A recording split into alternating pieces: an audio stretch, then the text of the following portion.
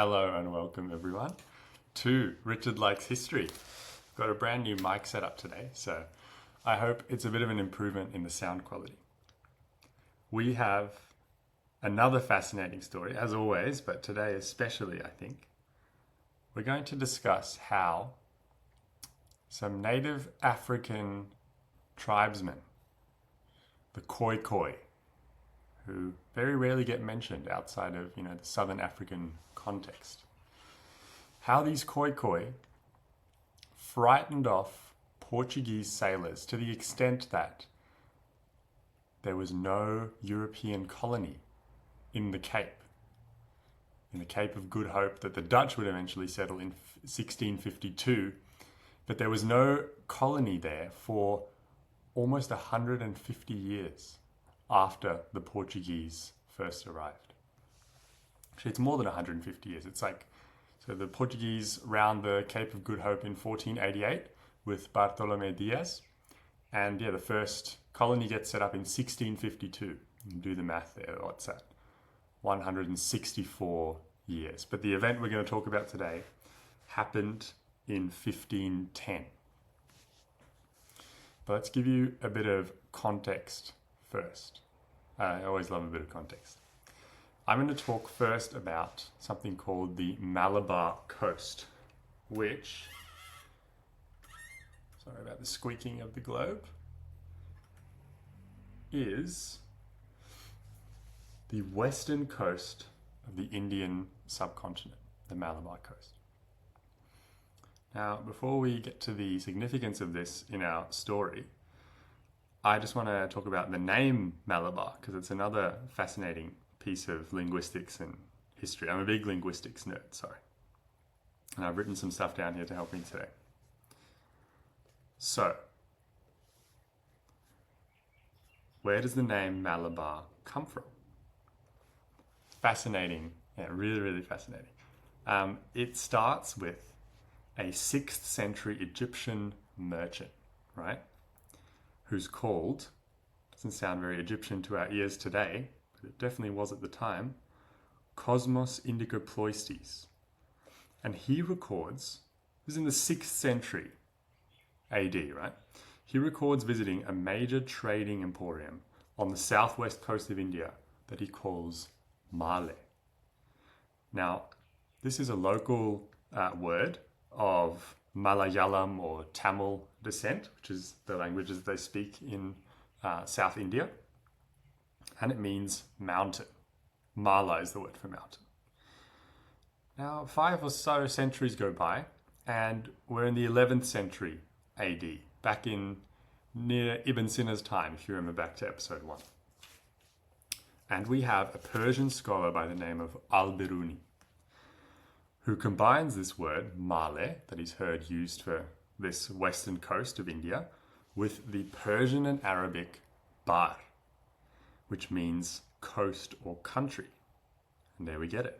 Malabar, Malabar, the country of the mountains or the coast of the mountains. Now this makes sense because the Malabar coast, I'll get to why it's important, don't worry, is one of the wettest, most fertile, and historically significant maritime zones in Asia. And the reason why it is so wet is because we have these heavy monsoons. Obviously, India is close to the equator. The Indian Ocean gets lots of very heavy rainfall. And not only that, these rains are trapped into a narrow coastal strip by mountains called the Western Ghats that run almost all along the western coast of India. And that means all of this rain is trapped to a narrow coastal region. And this makes the perfect agricultural territory for black pepper, cardamom, ginger, and things like coconuts. Now, the black pepper thing is really important because the Roman Empire at its peak, even before Julius Caesar and the rise of the Roman emperors, when it was a solid republic, Rome was importing absolute shit tons of black pepper from the Malabar Coast in India. Now, if you look at a map, if you take a ship from the Western Ghats, from the coast of Malabar, you cross what's called the Arabian Sea, this narrow, well, not so narrow, quite a large sea between the Indian subcontinent and Arabia. And you go either up the Persian Gulf or into the Red Sea. And archaeologists have found many, many different archaeological remains of Roman pepper ports all through the Red Sea. Not sure about the Persian Gulf, but the Red Sea for sure. Very significant trade route here. And it'll still be relevant when we get to our Portuguese in 1510. And yeah, the crazy thing about this Malabar name is that it was a conglomerate of this Egyptian traveler who brought back an Indian word, mala, and then a Persian word, bar, getting added to the end. And the Portuguese, Dutch, and British who came later just heard this word Malabar and put it on their maps. And that's why we have the word today. Really cool. I find it really cool anyway. Maybe you found that boring. 1510. Let's go back to the focus of what we were talking about. So I want us to talk about a Portuguese admiral called Francisco de Almeida. Now, if you listen to episode 11, where I had a chat to the wonderful South African historian, Desmond Latham, he mentioned Almeida, or de Almeida. Not going to give it away though. Don't worry, I'll get to why he's important. He was the first governor and viceroy of Portuguese India. So remember, Bartolomeu Dias, 1488, rounds the African continent. And the only reason the Portuguese, under King Manuel I at this time, are interested in rounding the Cape of Africa, I think I mentioned this in episode 7, but we'll go over it again here, is that they were obsessed with the spice trade. Remember, Venice, all the spices were coming in through the Persian Gulf and the Red Sea. Nobody was sailing around Africa, right? And these spices that came up the Persian Gulf and the Red Sea then had to cross land, either across the Sinai in Egypt or across the Fertile Crescent, the lands of Mesopotamia with the Tigris and the Euphrates in modern-day Iraq and Syria. And once they were in the Mediterranean, remember, the Venetians had complete control over where they moved. And the rest of Europe was quite fed up with this, especially the Portuguese, who were very good mariners and sailors. And King Manuel is very happy once Vasco da Gama gets around in 1488, and in 1498, not quite sure what happens in between, but in 1498, da Gama lands in India, the first European ship to land in India. And essentially he opens an India to southern Africa, straight to Iberian Peninsula spice trade. And this completely bypasses the traditionally Arab, Hindu, and Buddhist-dominated trade that goes across the Arabian Sea, up both the Persian Gulf and the Red Sea, and then into the Mediterranean that way. The Portuguese have essentially found a back route, a very long sail around the African continent to get to India, but they can completely bypass all these middlemen. And this makes Portugal extremely rich. And by the time of 1509, de Almeida is the very first governor and viceroy of Portuguese India. And I always thought they were set up in Goa, which is what most people think of when they think Portuguese India. But no, he was actually based in a place called, at the time, Calicut, which is today called Khoekhoe. I might be pronouncing that wrong.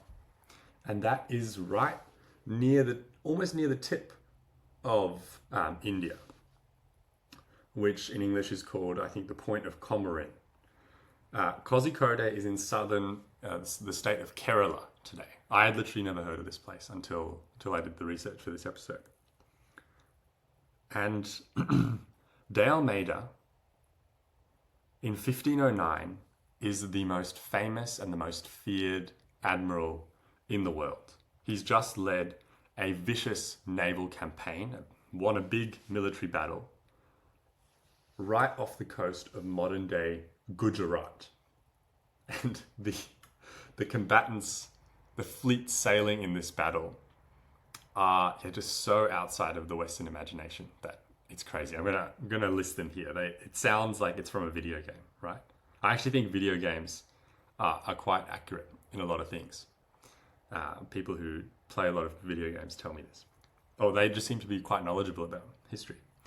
So it was called the Battle of Diu. Diu is still, Diu is still a small town on the little peninsula that juts out of Gujarat in India today. And Almeida there fought a massive joint alliance, right, consisting of, let's list them, the Sultan of Gujarat. Doesn't sound very applicable to modern India, but yeah, Sultan of Gujarat. The Mamluk Burj Sultanate of Egypt. I have to get to the Mamluks in future episodes. They're fascinating people, these slave warriors that become the rulers of Egypt and many other places.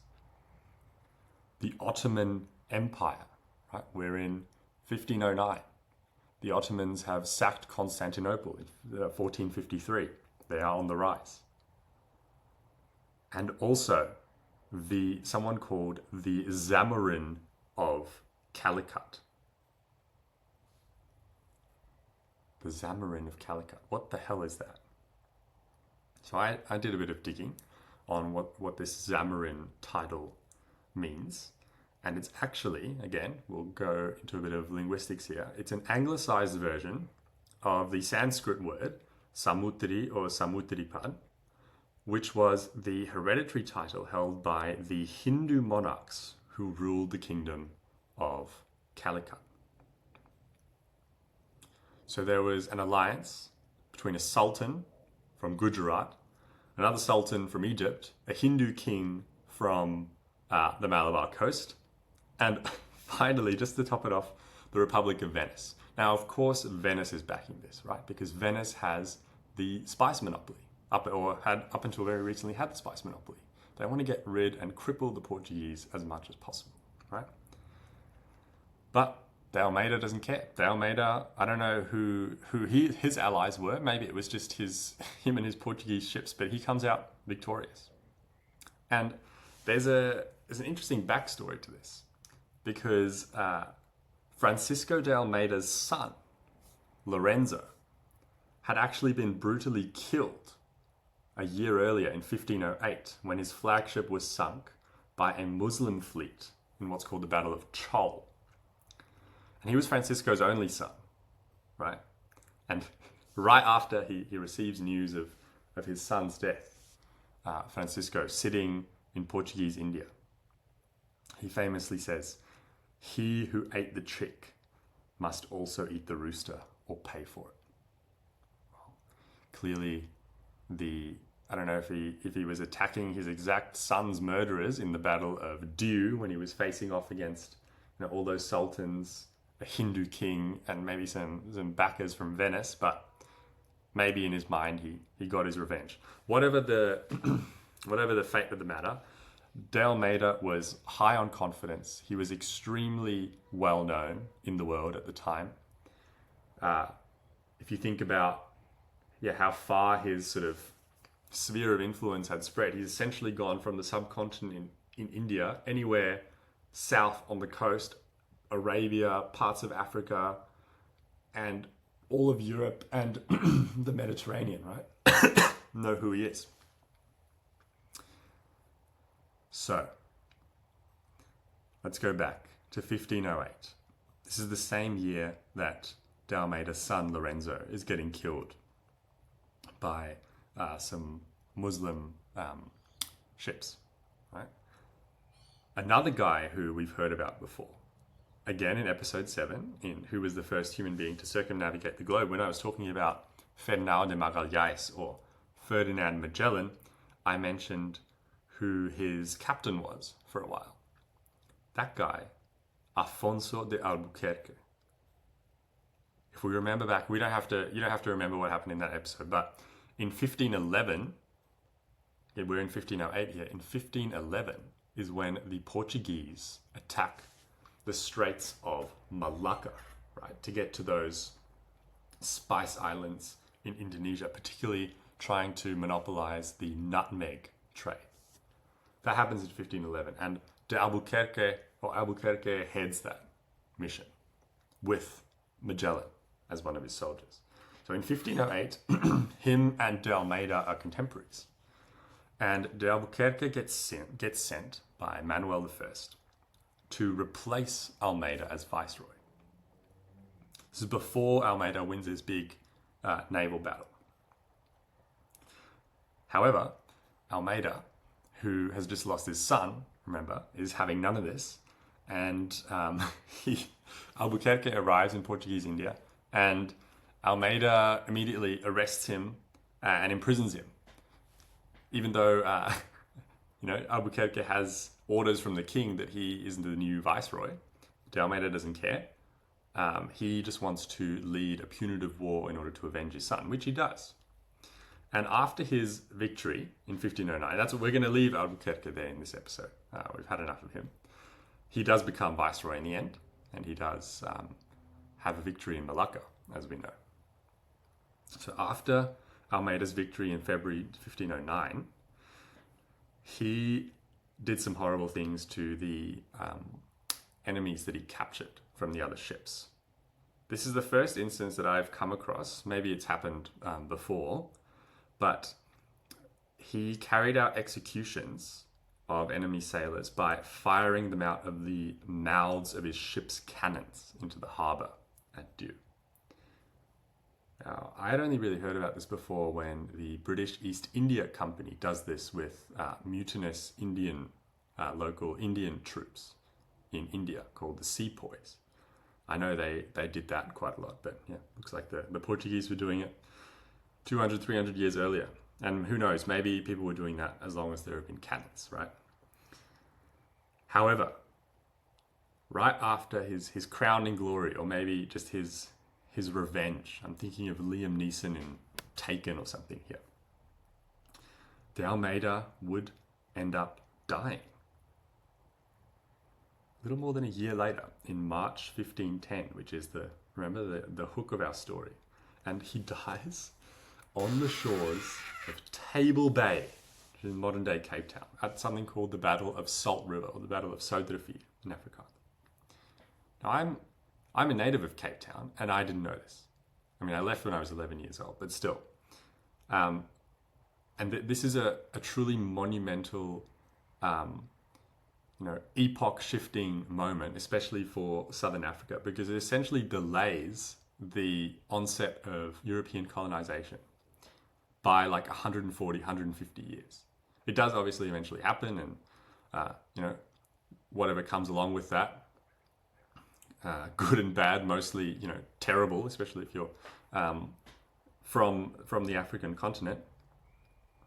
But this is a truly monumental thing. It was so it lives in the consciousness so much, at least of black and coloured South Africans, that the president of South Africa, right after Mandela, a guy called Thabo Mbeki, obviously clearly for political reasons, mentions this in his inauguration speech, I'm pretty sure, and calls it the first black uprising against white power.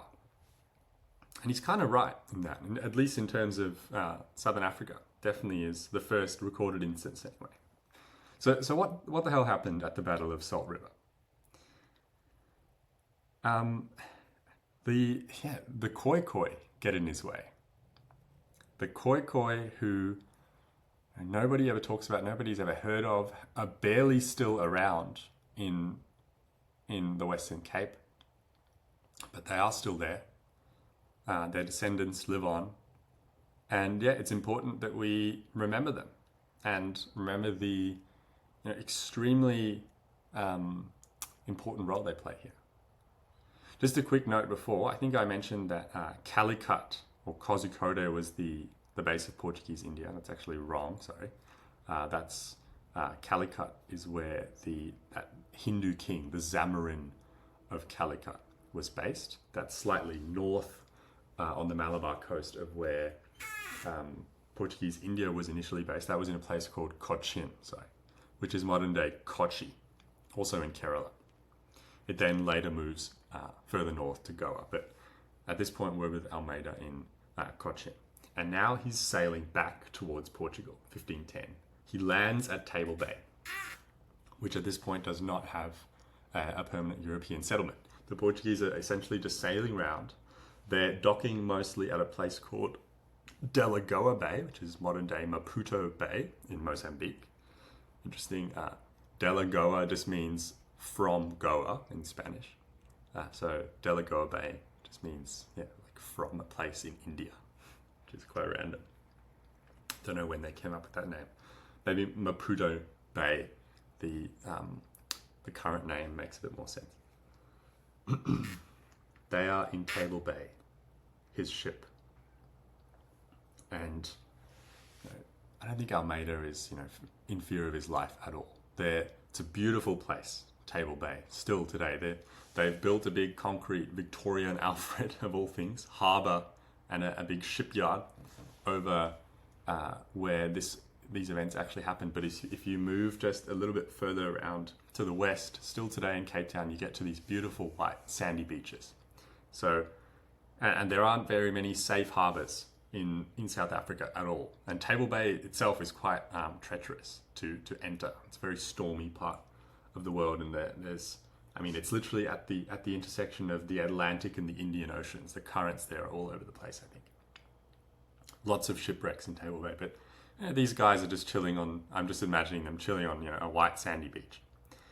And they had always, going back to Diaz's time in 1488, remember we're like 30 years after that now, they had always engaged in some local banter or trade, whatever you want to call it, with the Khoekhoe, let's talk a bit about the Khoekhoe. If we go back 80,000 years in Southern Africa, we have archaeological evidence of a people called, they used to be called, at least in apartheid South Africa, the Bushmen. If you've ever watched, there's like a 1980s movie called The Gods Must Be Crazy that I think sort of put them into the popular consciousness of the world. These days, we call them the San, and they've actually been amalgamated with another people who actually came only around 2,500 years ago, called the Khoekhoe, or the Khoi. You'll often hear the term Khoisan nowadays, which is literally just the amalgamation of a people who had been in Southern Africa for 80,000 years and a people who'd been there for 2,500.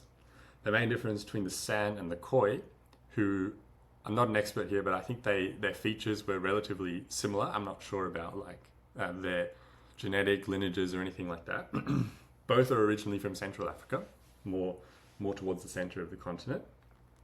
Maybe, I think the popular consensus is still that Homo sapiens, as we are today, arose in the place, I think the Great Rift Valley, most likely, in Kenya, Tanzania, the Ethiopia area.